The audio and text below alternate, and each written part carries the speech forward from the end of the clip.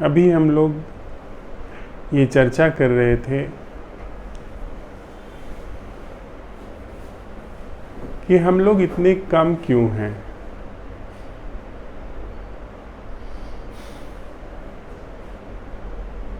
मुझे एक छोटी सी बोध कथा याद आती है। एक व्यक्ति बड़ी दूर से यात्रा करके एक साधु के पास पहुंचा, जो कहीं दूर वीरान में अकेले रहते थे। वहाँ उसने देखा कि उन साधु के पास कोई नहीं है। वो खुद ही अपना भोजन तैयार करते हैं, लकड़ियाँ काट करके लाते हैं, खेती बाड़ी भी करते हैं और दूध वगैरह के लिए उन्होंने चौपाया भी पाल रखे हैं। उनके पास रहा वह ध्यान सीखने के लिए उनके पास आया था, जीवन की कला सीखने के लिए उनके पास आया था। और जब उसे जीवन की यह अद्भुत कला, जिसे हम ध्यान कहते हैं, वह पकड़ में आई, तो उसने पाया कि शायद वह साधु धरती पर एकाध दो जो मनुष्य रत्न हैं उनमें से एक है, जो कि ऐसी अद्भुत कला सिखा सकता है।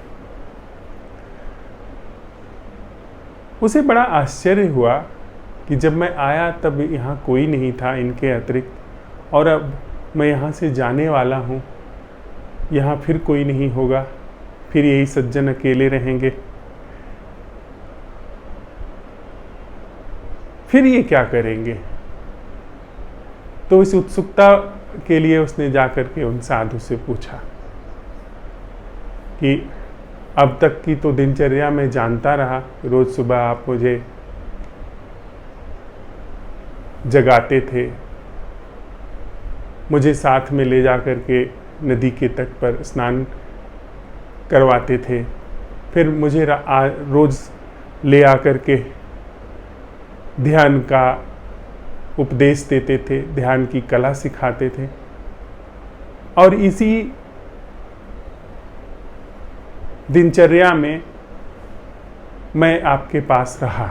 अब तो मैं जा रहा हूँ, अब आप क्या करेंगे, अब आपकी दिनचर्या क्या होगी। उन साधु ने कहा कि वही जो अब तक चलती रही। मैं सुबह उठूंगा, नदी पर जाऊंगा, स्नान करूंगा, लौट करके आऊंगा, इस वृक्ष के नीचे बैठ करके मैं ध्यान का उपदेश करूंगा। कल तक मुखर रूप में करता रहा, अब आज से मैं मौन में ध्यान का उपदेश दूंगा। तो उस व्यक्ति ने कहा कि अरे यहाँ तो कोई है नहीं, किसे आप उपदेश करेंगे, किसको बताएंगे। उन साधु ने कहा कि उपदेश किसे है यह बात गौण है। उपदेश है, दिया जल रहा है, यह बात महत्वपूर्ण है। दिए का जलना महत्वपूर्ण है, क्या प्रकाशित हो रहा है वह गौण है। इस प्रमाद में डूबे हुए मानव चित्त में दिए का जलना महत्वपूर्ण है। अप्रमाद का दिया जले यह महत्वपूर्ण है। हम लोगों ने चर्चा में पहले भी बात उठाई है कि हम एक व्यक्ति भी रहेगा तो भी हम इस पर संवाद करेंगे, क्योंकि यह संवाद जो हम करने जा रहे हैं, जो करते रहे हैं, यह संवाद वैचारिक संवाद नहीं है। यह संवाद ध्यान का प्रयोग है, और ध्यान का प्रयोग हम मानव चित्त में कर रहे हैं।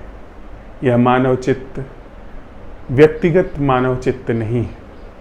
अगर हम कहने में, सुनने में, सीखने में कोई लौ जला रहे हैं तो वह लौ मनुष्य चेतना के अंतरतम प्राणों में प्रवेश कर रही है। उसके लिए व्यक्तियों की संख्या गौण है, भौतिक संख्या गौण है। हम भले यहाँ पे 4-6 लोग इकट्ठा हैं, लेकिन इसका अर्थ यह नहीं है कि हम जिस दिए को जला रहे हैं वह दिया संख्या के बल से कम हो जाता है। उसकी जो जलने की क्रिया है, उसकी जो प्रकाशमान होने की घटना है, वह गौण हो जाती है, वह पीछे छूट जाती है। वहाँ वैसा ही दिया जल रहा है जैसा लाखों करोड़ों लोगों के बीच में जलता है। दिए के जलने की कला वही है जो करोड़ों लोगों के बीच में जले या एकांत में जले। दिए का जलना महत्वपूर्ण है, पर हमारा मन भीड़ से चलता है, हमारा मन भीड़ से आकर्षित होता है। ज्यादा लोग हैं तो बात वाजिब है, जिन चीजों के पीछे ज्यादा लोग जा रहे हैं वह बात प्रामाणिक सी लगती है। धन के पीछे करोड़ों लोग जाते हैं और वे सारे करोड़ों लोगों का जो गंतव्य है वह मृत्यु की ओर जाता है। पोर्नोग्राफी के पीछे हमारा दिन रात चित्त लगा रहता है। पोर्नोग्राफी का एक चित्र सामने आ जाए, एक नग्न स्त्री, नग्न पुरुष के चित्र सामने आ जाए, कोई वीडियो क्लिप सामने आ जाए, उसके मिनट भर में लाखों व्यूज हो जाते हैं इंटरनेट पर। और कोई ध्यान की बात है तो नहीं, तो वहाँ पर शायद ही कभी कभार कोई जाकर के पहुँचे। तो यह बात हमें स्पष्ट समझ लेनी चाहिए कि हम जो प्रयोग कर रहे हैं यह किसी भी तरीके से प्रचार का प्रयोग नहीं है। एक व्यक्ति का ही जागृत होना अपने में अनूठी कला है। एक व्यक्ति का ही अपने में बोधपूर्ण होना एक असंभव घटना है मनुष्य चित्त में। जो कि प्रमाद की ओर जा रहा है, वहाँ अप्रमाद की घटना घटना अपने में ही असंभव बात है, और हम लोग तो फिर भी 4-6 हैं। इसलिए इस बात की तनिक भी चिंता नहीं है कि हमारे पास बहुत बड़ा संख्या बल नहीं है। ये संख्या बल मूढ़ताओं के पास ज्यादा होता है। जहां पर सच में ही कोई दीप जलता है, सच में ही कोई जीवंत घटना घटती है, वह इतनी मौन, इतनी द्वंद्व शून्य है कि उसका पता चले यह बात ही अपने में एक चमत्कार है। देखिए ना, सुबह सूरज उगता है, कोई ढोल नगाड़ा नहीं बजता, आकाश से कोई धुंध भी नहीं बजती है कि सूरज उगने जा रहा है। चुपचाप सूरज उग जाता है और अनंत पशु पंछियों को, जीवनों को सप्राण कर देता है। तो जितनी भी अलौकिक घटनाएं हैं, जितनी भी श्रेष्ठ घटनाएं हैं, जितने भी चैतन्य के उत्तुंग शिखर हैं, वे सारे चुपचाप होते हैं। और जितनी ही ओछी घटनाएं हैं उतना ही वहाँ पर शोर शराबा मचता है। युद्धों में देखिए ना कितना शोर शराबा मचता है। जब चुनाव आते हैं तो देखिए ना कितना शोर शराबा मचता है। एक दूसरे के कंधे पर लात रख करके, एक दूसरे के सिर पर पैर रख करके लोग जो होड़ मचाते हैं, जो विभत्सता का नंगा नृत्य होता है, उसमें खूब शोर मचता है, उसमें खूब पता चलता है, और हमारा चित्त उन सारी चीज़ों में खूब आकर्षित होता है, खूब रस लेता है। लेकिन जैसे ही ध्यान की बात आती है हम बेचैन हो जाते हैं। एक पल को भी हमें ध्यान का बोध होना अपने में बड़ा दुरूह लगता है।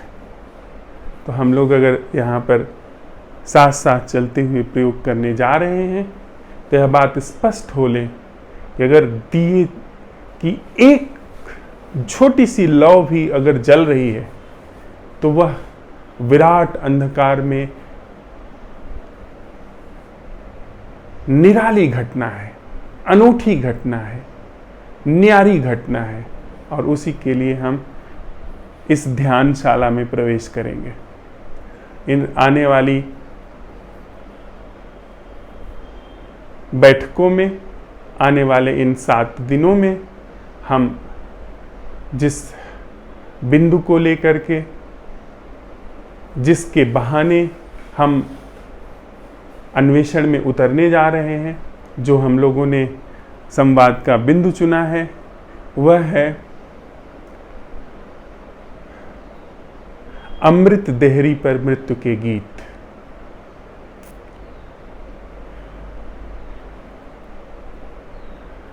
इस अनूठी गीतबद्ध, संगीतबद्ध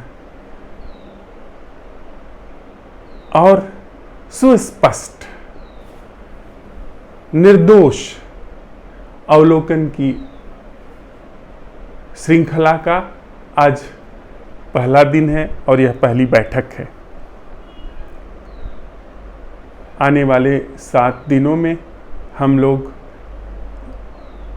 इस बैठक में, जो नियमित रूप से भोर और सांझ चलेगी, उसमें संग संग चलते हुए और एकांत में अपने साथ रहते हुए, जो इस संवाद से, जो अवलोकन से प्रश्न उठेंगे, उसका अपने भीतर सत्यापन करेंगे, उसका अवलोकन करेंगे, और वह अवलोकन, वह सत्यापन, वह परीक्षण यदि हमारी गहन चेतना में, जो कि अंधकार में बैठी हुई है, उसमें अगर दीप की छोटी सी भी लौ को संभावना देता है, तो यह पूरी मनुष्य चेतना के लिए एकमात्र उम्मीद जगाने वाली खोज होगी।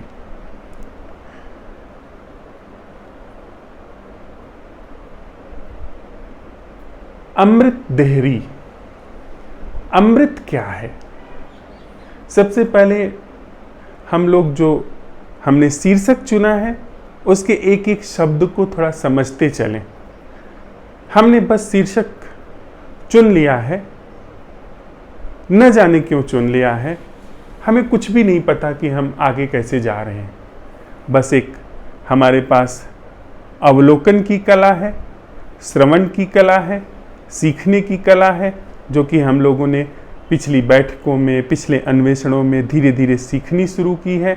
उस कला के माध्यम से हम इस अन्वेषण की यात्रा में प्रवेश करेंगे।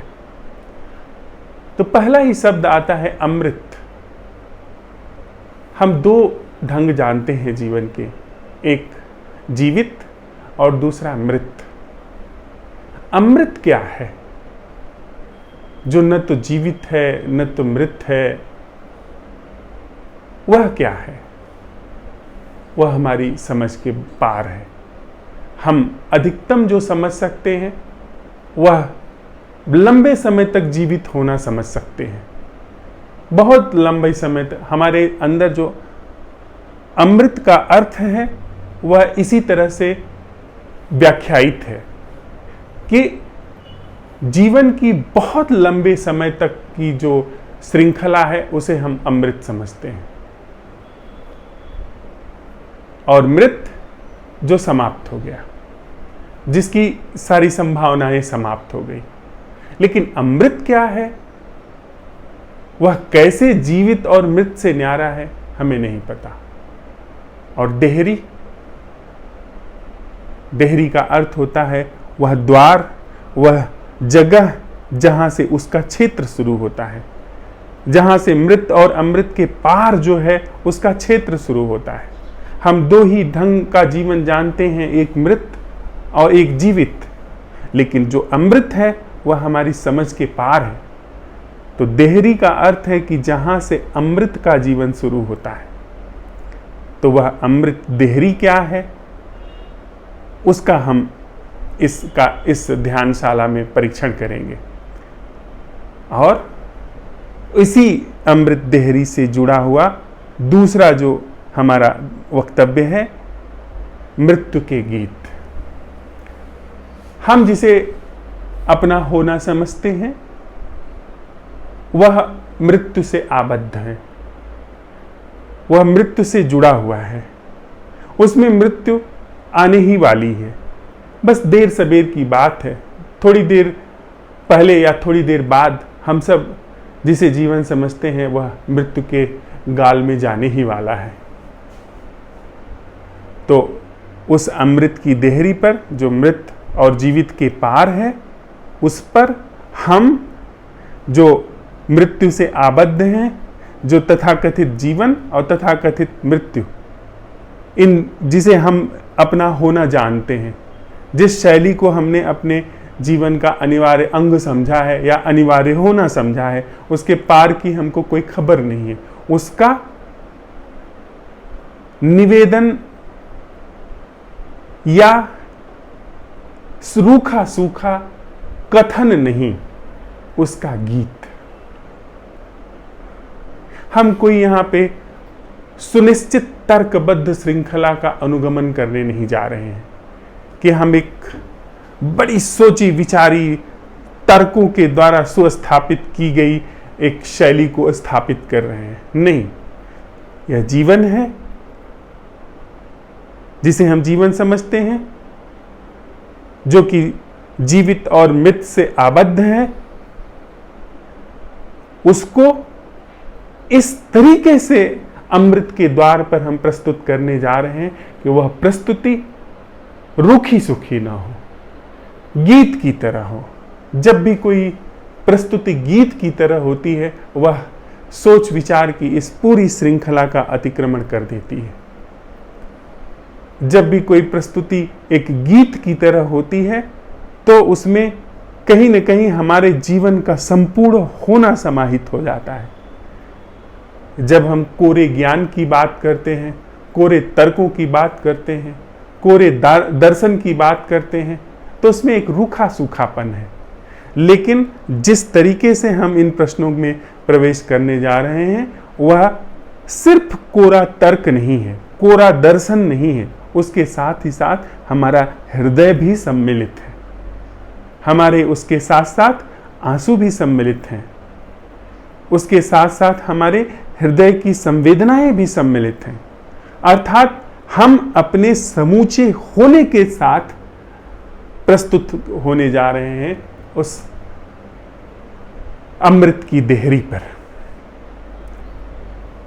और उस अमृत की देहरी पर प्रस्तुत होने का अर्थ है कि जब अमृत की देहरी पर हम पहुंच गए, जहां पर मृत और जीवित दोनों ही ढंग जीवन के समर्पित हो जाते हैं, तो मृत और जीवित इस दोनों ही तथाकथित जीवन शैली का अमृत में अवसान हो, अमृत में अंत हो, या अमृत में शुभारंभ हो। जो भी होना हो वह फिर अमृत के हाथों हो, न कि इस गीत के पूर्व, इस मृत्यु के गीत के पूर्व जो जो जीवंत रहा है, उसके जो जो भासता रहा है या तथाकथित रूप से विद्यमान रहा है, उसके तई हो। अब अमृत हाथ में ले। थोड़ा अब हम और आगे बढ़ते हैं।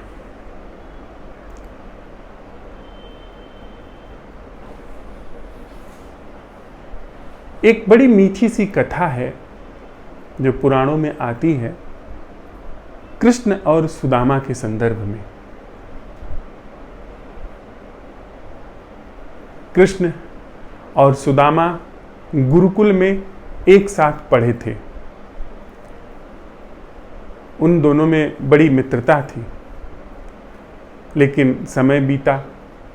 गुरुकुल से निकलने के बाद कृष्ण सम्राट हो गए, कृष्ण राजा हो गए। उनका सारी दुनिया में एक बुद्ध पुरुष की तरह नाम भी हो गया।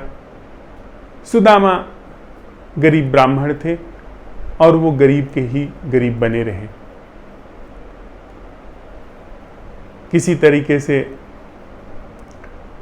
कुछ पुरोहित का काम करके, भिक्षाटन करके अपने परिवार का वो पेट पालते थे। समय बीता, स्थिति परिवार की ऐसी हो गई कि घर में अन्न ही न रहा कि वे अपने बच्चों को भोजन करा सकें। फिर उनकी पत्नी ने बड़ा दुखी होकर के उनसे कहा कि आप कहते हैं कि कृष्ण आपके स्कूल के मित्र रहे हैं, विद्यालय के मित्र रहे हैं और वे सम्राट हैं, आप उनके पास क्यों नहीं जाते हैं? उनसे जाकर के अपनी व्यथा क्यों नहीं कहते हैं? तो उन्होंने कहा कि देखो, वे मेरे मित्र हैं, यह बात सच है। मैं जाऊं और अपनी व्यथा कहूं तो क्षण भर में ही मुझे उबार देंगे, लेकिन यह मेरे अपने सम्मान को, यह मेरे अपने आत्मसम्मान को गंवारा नहीं होता कि मैं जा करके अपने मित्र से कुछ मांगूं। उसने कहा कि ठीक है, ना मांगिए, जा करके जैसे हैं वैसे वहां एक बार हो तो आइए। हो सकता है कि बिना तुम्हारे कहे, बिना तुम्हारे अपनी व्यथा रोए वो समझ जाए। मित्र तो वही है जो बिना कहे समझ जाए। तो एक बार आप हो आइए। आखिर सुदामा तैयार हो गए और वे कृष्ण को मिलने के लिए जब जाने लगे तो उनकी धर्मपत्नी ने थोड़े से चावल के टुकड़े बांध करके दे दिए कि खाली हाथ जाना ठीक नहीं है, कुछ लेके जाइए। जब वे वहाँ पहुँचे तो पहले तो द्वारपालों ने रोका, फिर उन्होंने अपना परिचय दिया। द्वारपालों ने उनको प्रवेश नहीं दिया राजमहल में, पर उनकी खबर पहुँचा दी। कथा कहती है कि कृष्ण जब उन्हें यह पता चला कि सुदामा आए हैं तो वो खुद उनको लेने के लिए राजमहल के द्वार पर आए और बड़े भाव से मिले, बड़े स्वागत से मिले। उनको ले जाकर के अपने कक्ष में उन्होंने ठहराया। उनके पैरों में जो घाव थे, जो नंगे पैर चलने के कारण हो गए थे, उसको खुद अपने हाथ से धोया, उस पर मरहम पट्टी की। जो श्रेष्ठतम भोजन था वो उन्हें खिलाया, उनको श्रेष्ठतम शैया उपलब्ध कराई और उन्हें कुछ दिन अपने पास रखा।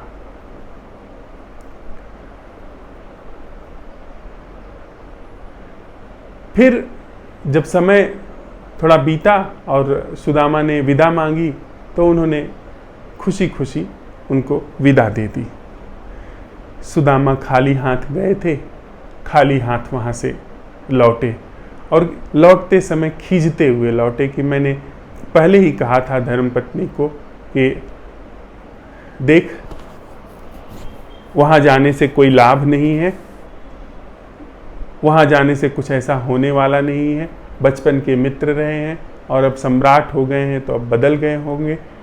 हाँ, उन्होंने सम्मान सत्कार किया, पर कुछ ऐसा तो नहीं किया कि हमारे घर की दरिद्रता मिटे। ऐसे ही विभूचन में सोचते विचारते जब वो अपने नगर पहुँचे, घर पहुँचे, तो उन्होंने देखा कि जहाँ पर उनकी कुटिया थी, जहाँ पे उनका झोपड़ा था, वहाँ कोई महल बन करके तैयार हो गया है।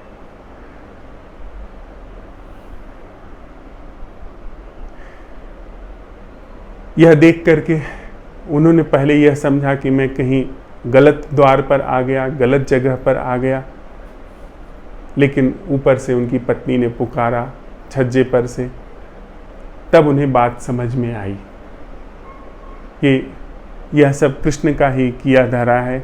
उन्होंने बिना मुझे बताए, उन्होंने बिना मेरे संज्ञान में डाले जो मेरी दीन दशा थी उससे मुझे उबार करके बाहर कर दिया है। मेरा परिवार, मेरा घर, मेरे बच्चे सब सुख चैन से समृद्ध हो करके वे अब रह रहे हैं।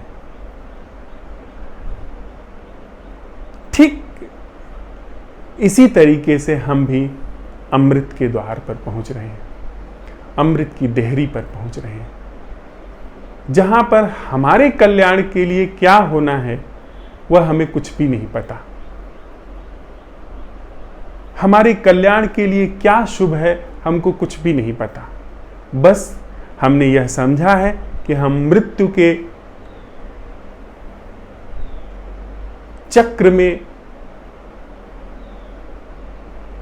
बंधे हुए लोग हैं।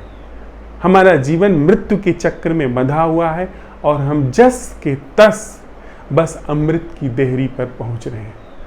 और यह भी बड़ी मजे की बात है कि हमें अमृत क्या है, कैसे है, उसका भी पता नहीं है। हां, मृत्यु क्या है, हमारा होना क्या है, हमारा जीवन क्या है, वह कैसे काम करता है, उसका हम भली भांति परीक्षण कर चुके हैं। उस पर हम भली भांति अपनी नजरें गड़ा चुके हैं। उसमें हमने पाया है कि जो हमारा जीवन है, जैसा हमारा जीवन है, वह एक बनावटी संरचना है। और उसको परखते हुए, उसको जांचते हुए और उसका हम फिर से इस ध्यानशाला में परीक्षण करेंगे। इस परीक्षण को करते हुए हम अपनी जो सीमा है उसमें ठहर गए हैं, उसमें हरकत बंद हो गई है। तो जितना भी मृत्यु का क्षेत्र है, उस मृत्यु के क्षेत्र में यथावत उपस्थित हो जाना ही सहज रूप से हमारा अमृत के द्वार पर हो जाना है। और इस अमृत के द्वार पर हो जाने में क्या घटने वाला है, कैसे घटने वाला है, उसकी हमको जरा सा भी खबर नहीं है। मृत्यु को खबर हो भी तो कैसे कि अमृत क्या है। मृत्यु बस अपनी सीमा तक, वह जो हमारा यह तथाकथित जीवन है, यह अपनी सारी सीमा, सारे बनावटीपन को लेकर के, सारे क्रियाकलाप को लेकर के बस जहां है, जैसा है, वहां उपस्थित है। और उस उपस्थिति में ही कहीं न कहीं वह डेहरी वहां भी उपस्थित हो जा रही है, जहां से हम अपना गीत गा सकें, अपने को यथावत सहज रूप से, न कि किसी पीड़ा से, न कि किसी दबाव से, जबरदस्ती से, सहज रूप से हम अपने को गलाने के लिए, गलने के लिए तत्पर हैं।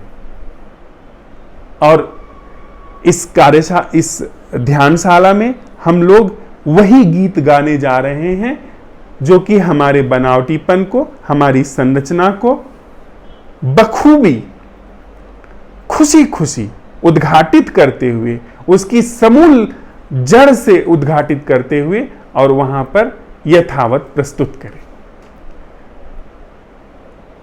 इस संबंध में एक छोटा सा काव्यात्मक वक्तव्य भी हम लोग यहां साझा कर लें।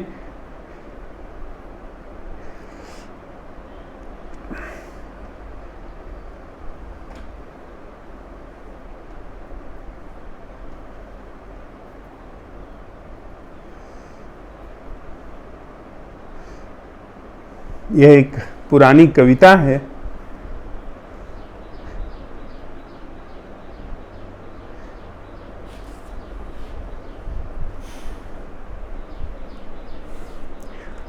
जो इस तथ्य को उद्घाटित करती है, इस तथ्य को स्पष्ट करती है कि किस तरीके से मेरा जो होना है वह पूरे अस्तित्व से गहराई से अटूट है, जुड़ा हुआ भी नहीं। जुड़ने में भी कहीं एक जोड़ जैसी स्थिति का भास होता है, अटूट है। और यह पूरा अपना होना काव्यात्मक रूप से ग्रहण करते हुए, काव्यात्मक रूप से इसके बोध में उतरते हुए, हम इसी भांति उस अमृत की देहरी पर, वह जो अज्ञेय की देहरी है, जो अविनाशी अपरिमेय की दहलीज है, जो वह मृत और जीवित के पार की दहलीज है, उसके समक्ष हम अर्पित करने जा रहे हैं। कविता है, मुझ में जग पूरा साथी, मैं जग में पूरे का पूरा। मुझ में जग पूरा साथी, मैं जग में पूरे का पूरा। किसी के होने से मुझे पीला भाए, किसी के होने से मुझे पीला भाए, मुझे भाए इसलिए कोई पीला है। जैसे कनेर, किसी के बहने से मुझ में प्रवाह, किसी के बहने से मुझ में प्रवाह, और मुझ प्रवाहमान से कोई बहता है। जैसे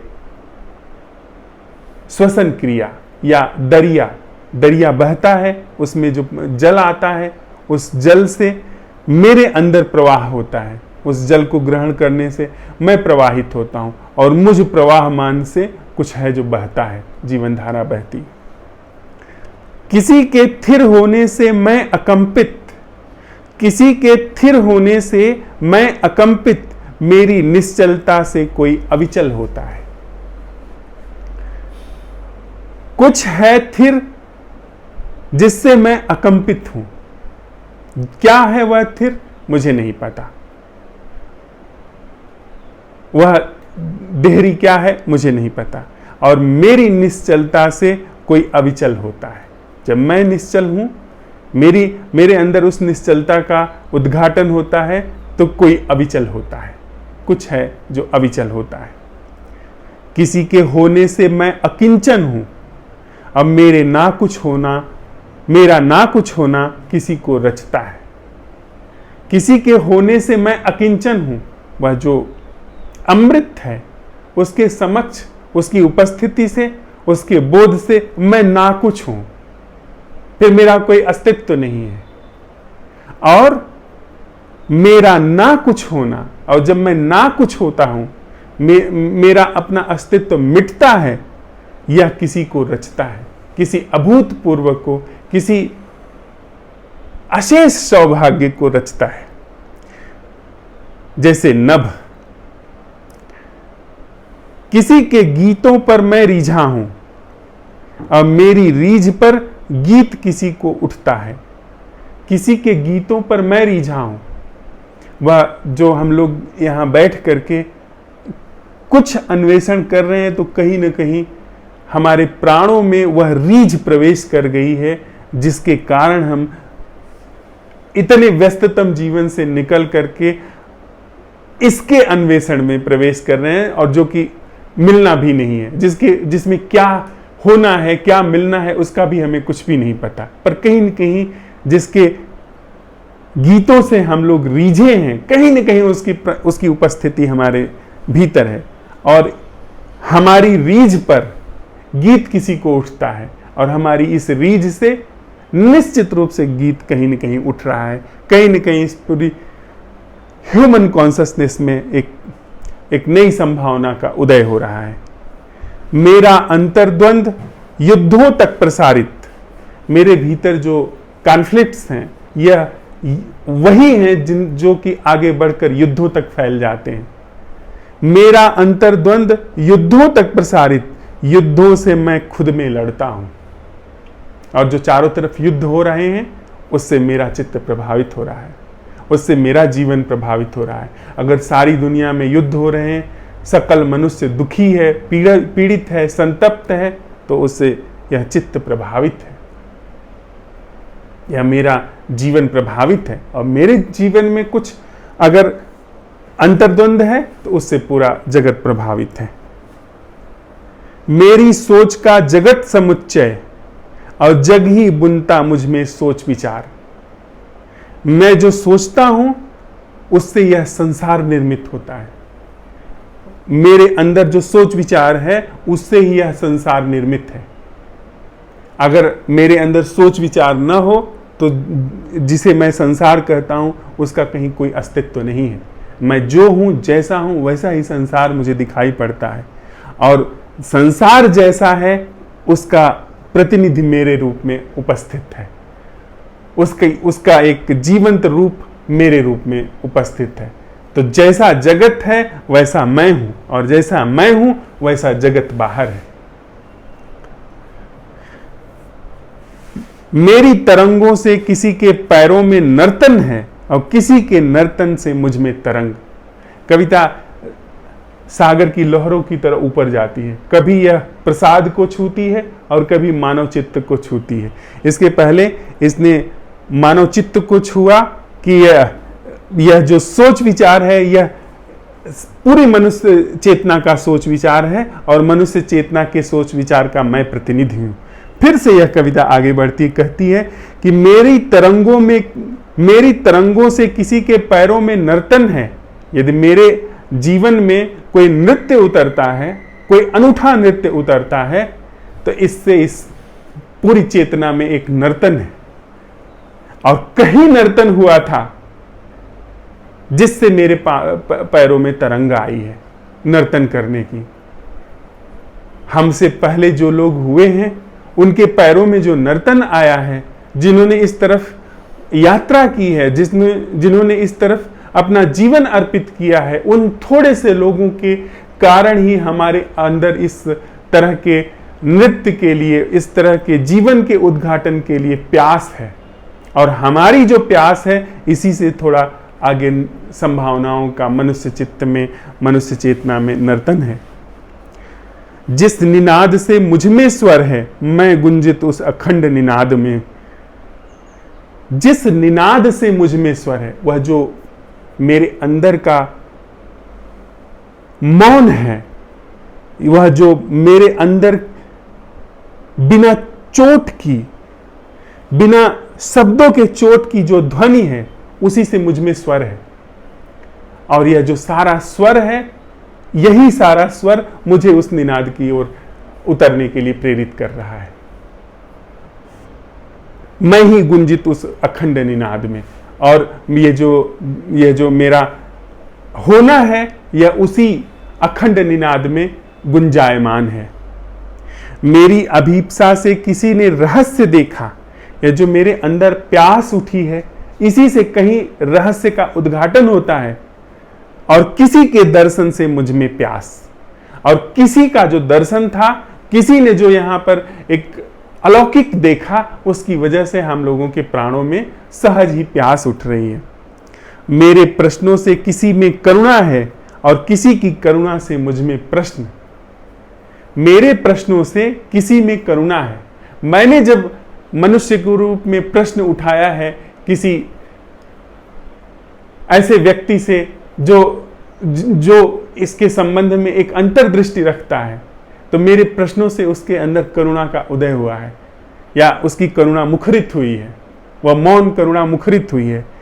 और किसी की करुणा से मुझ में प्रश्न, और वाइस वर्सा भी है, उसकी ही करुणा है जिससे हमारे अंदर प्रश्नों का उदय हुआ।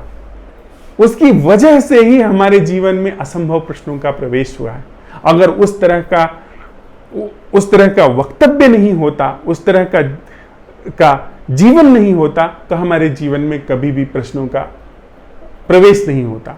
अगर वे शिक्षाएं नहीं होती तो हम कभी भी जान भी नहीं पाते कि ऐसा भी जीवन संभव है जो मैं से मुक्त है, या ऐसा भी जीवन संभव है जो जीवित और मृत से मुक्त है, जो अमृत है। ऐसी भी कोई दहलीज है जहां से अमृत के द्वार शुरू होते हैं। अमृत बोध से मुझ में प्रेम का झरना फूटा। अमृत बोध से मुझ में प्रेम का झरना फूटा, और मेरे ही प्रेम से कोई अमृत है। वह अनायास अनजाने में जो अमृत का बोध हुआ है, जो अकारण का बोध हुआ है, उसी से प्रेम का झरना फूटा। उसी से जो व्यवहार में प्रेम उभर करके दिखाई पड़ रहा है, वह उसी अमृत बोध से है। जब तक अमृत का बोध हमें नहीं होता, तब तक हम प्रेम नहीं कर सकते हैं। प्रेम वह प्रेम नहीं जिसे हम प्रेम कहते हैं दैनिक बोलचाल की भाषा में। वह प्रेम जो हमारे इस सोच विचार की फैकल्टी से न्यारा है, वह प्रेम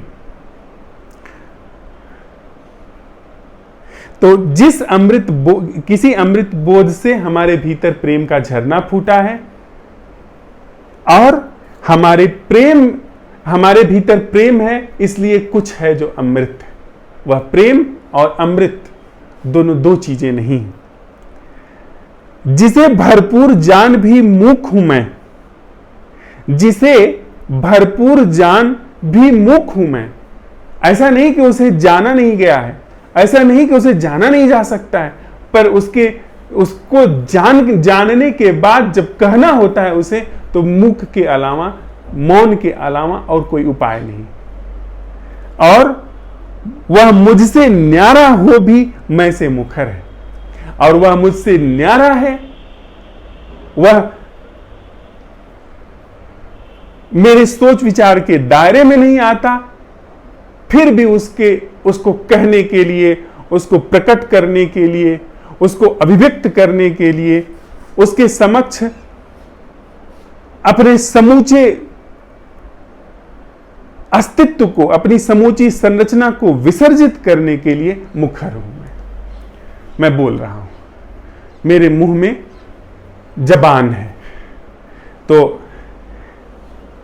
हम लोग आज इस पहली बैठक में जो सबसे पहली बात है, जो सबसे पहला गीत है, उस अमृत की देहरी पर, जिसे हम नहीं जानते हैं, जो हमारी इस जीवन शैली मृत और जीवित से न्यारा है, उसके समक्ष यह पहला मृत्यु गीत प्रस्तुत करते हैं। यह पहला मृत्यु का गीत अर्पित कर रहे हैं, जो यह दिखा रहा है कि हम और यह जो सकल अस्तित्व है, हम और यह जो पूरा मनुष्य चित्त है, यह अलग थलग नहीं है, यह विभाजनों में बंटा हुआ नहीं है, यह अखंड है। मेरा होना और इस जगत का होना, इसमें कोई विभाजन नहीं। तो इस पहले अर्पित गीत के साथ हम लोग यात्रा शुरू करते हैं इस ध्यानशाला की। अब जो इसके संदर्भ में प्रश्न हैं, उसको हम लोग, जो भी क्वेरीज हैं उनको हम लोग ले लेते हैं। इसके बाद फिर हम और आगे बढ़ेंगे।